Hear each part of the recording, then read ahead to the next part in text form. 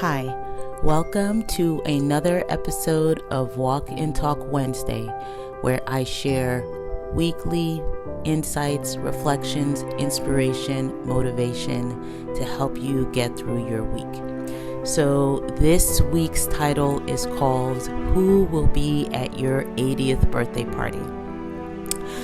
Last week, my mother-in-law, she turned 80 years old, and we celebrated her birthday with her friends. We threw her a surprise birthday party, of course, that she didn't know about, and so the kids and the grandkids were tasked with finding the people who we were going to invite to this surprise birthday party.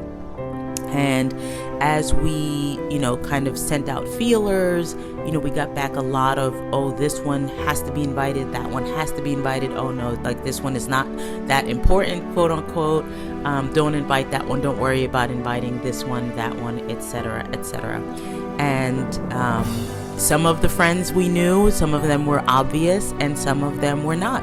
Some of them were part of my mother-in-law's church group. She belongs to a knitting group. She belongs to a book club. She belongs to a recipe group. She belongs to her church group, her knitting club, like I said, her baking club. She's got her friends from when she was a kid. She's got friends from the old neighborhood before they moved into a retirement village. There's friends in the retirement village.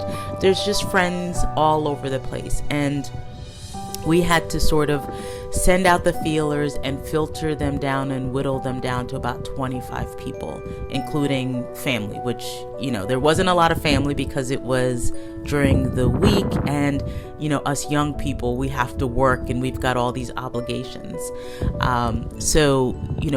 Who ended up being there were more elderly people, but they were friends that she has had for over 50 years.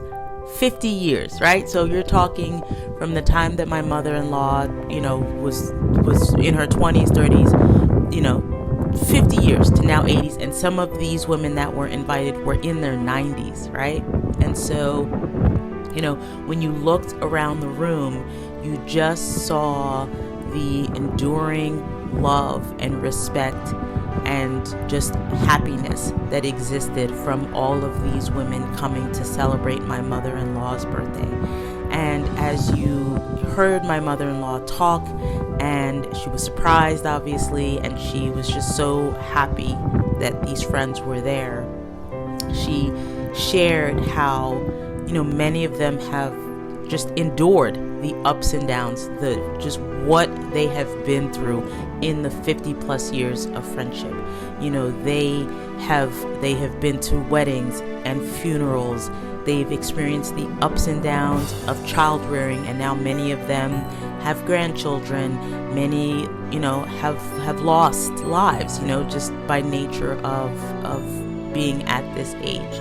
They are navigating a digital world in a time when pen and paper and landlines and living around the corner from your aunt, that was the life. And now they're navigating iPhones and how do you press this button and why don't I talk to you anymore and all of those things.